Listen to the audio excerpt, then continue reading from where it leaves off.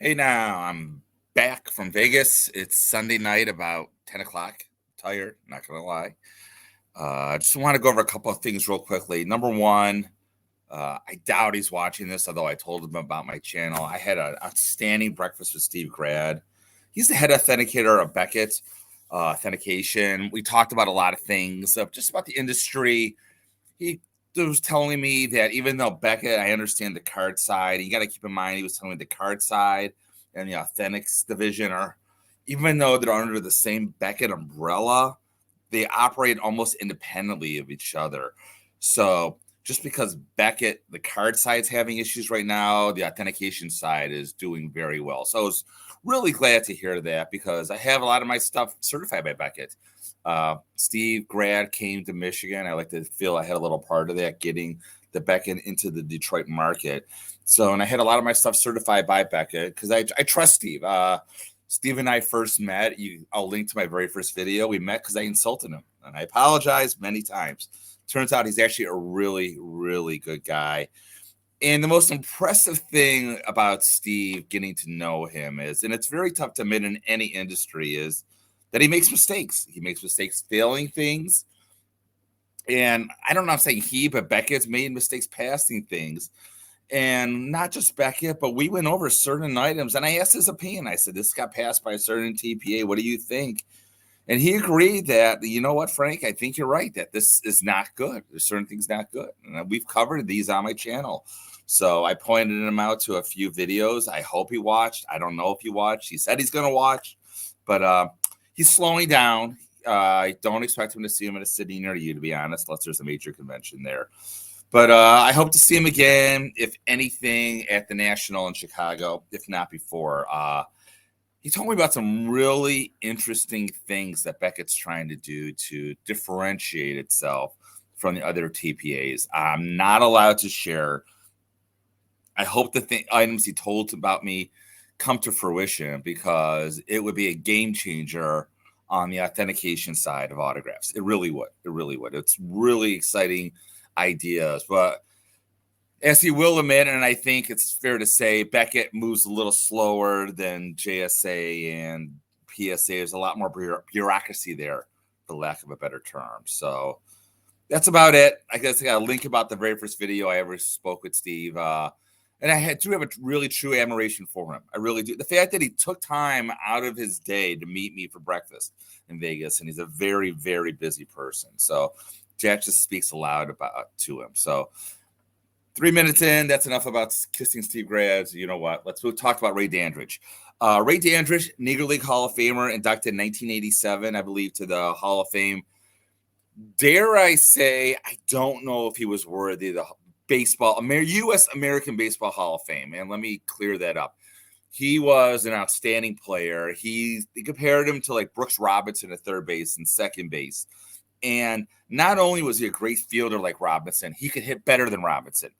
My only knock on him is, and I understand this, he spent a lot of time in Mexico as well. And he was a great hitter in Mexico.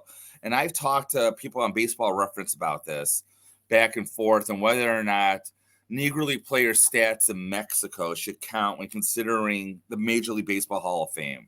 When I say the Major League Baseball Hall of Fame, I'm talking about the U.S. baseball. Like, I know there's a Mexican Baseball Hall of Fame. I know there's a Cuban Baseball Hall of Fame. There were a lot of great players who, unfortunately, were treated horribly here, and the pay was bad here. So they went to Mexico, where they were treated like kings. And listen, I get it. But unfortunately, I'm just of the belief that, and again, I'm all for Negro League players getting into the Major League Baseball Hall of Fame. And I'm so glad that the Negro Leagues are finally being counted, although I don't know if they officially have yet, even though I'm glad that Baseball Reference has included their stats into the Major League Baseball records. So we're going to see a lot of like records fall. I think like Judd Wilson now will have the all-time single season average record. So I'm getting a little bit off. I'm on a soapbox here. Let's get back off and talk about the autograph analysis of Ray Dandridge, who, again, like I said, spent most of his time in the minor leagues of baseball and in Mexico, but he did spend a lot of time in the Negro Leagues. And probably the most thing he's known for is he scouted and mentored Willie Mays. And Willie Mays arguably own his entire career to Ray Dandridge in one sense. So let's take a look without any further ado the autograph analysis of Ray Dandridge. So the good thing about Ray Dandridge is, let me get to the PSA database. He got inducted in 87. He died in 94. But when he was living, he hit the autograph circuit hard.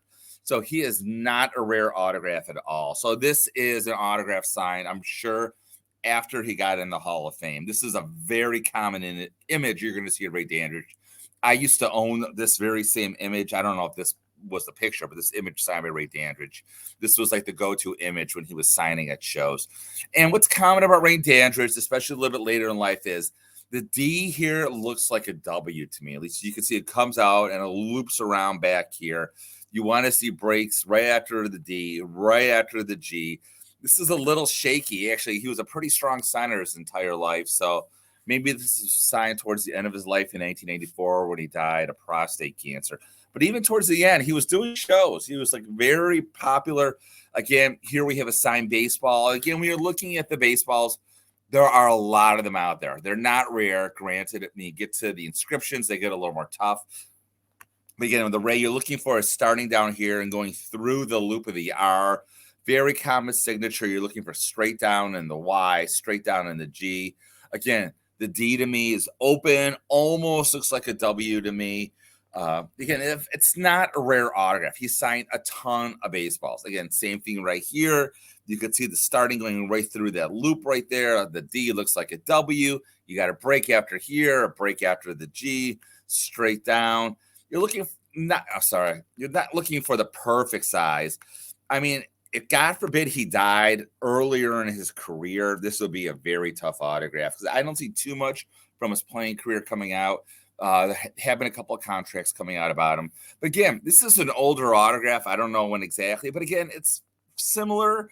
You can see the R's is similar. The D, there's a break here. The only real difference you can see to me, besides obviously it's an older ink, is the G leaning in, and the G is actually connected to the E. Here's the nice letter from 1972 signed.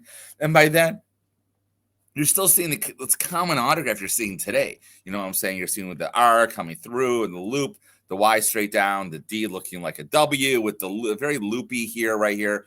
Again, it's not a straight plane. He signs down a break in the G and the E. I don't know if I've ever really seen a forged Ray Dandridge autograph. Like I said, he was doing the autograph circuit very heavily at the end of his life once he got in the Hall of Fame. So, like you said, the press steals are out there. The celebration cards are out there. Again, you can see right here, the D looks like a W to me. You got the break. The G comes down or break. I mean, hopefully by now you're getting the gist because he signed so much in between. Yeah, this is the common image we talked about. He signed so much of these images. Like I said, it's not rare at all.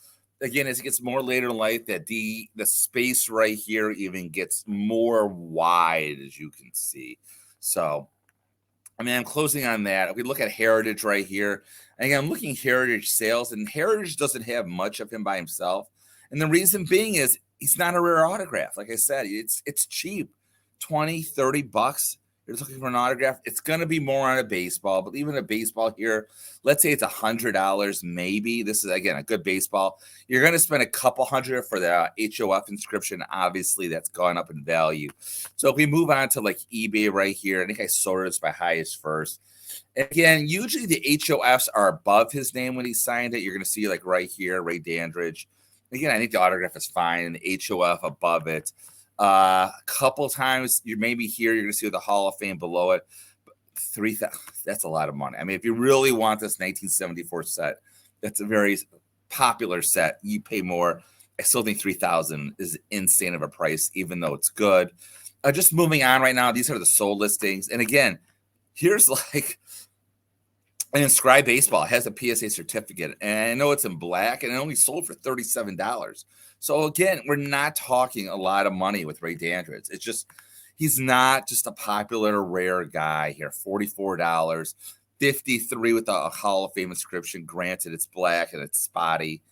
And I'm just going to the highest price. I can't tell what this sold for. My guess, though, God, if that sold for $100, that's a lot of money for this autograph. So again, just looking more. I was looking at this before. This is, again, the one we looked at before. And again, I think it's good. It looks a little off to me. I don't see that. Was it squatty? I don't see that inscription very often, and the D doesn't look too. I can't see the end of the hair, Dandridge. It looks a little off to me, but I'm not saying it's bad. I just don't know. So one thing very common is Ray Dandridge, and this is one I have. He signed, there's a lot of checks out there, and the checks only go for like $20-$30.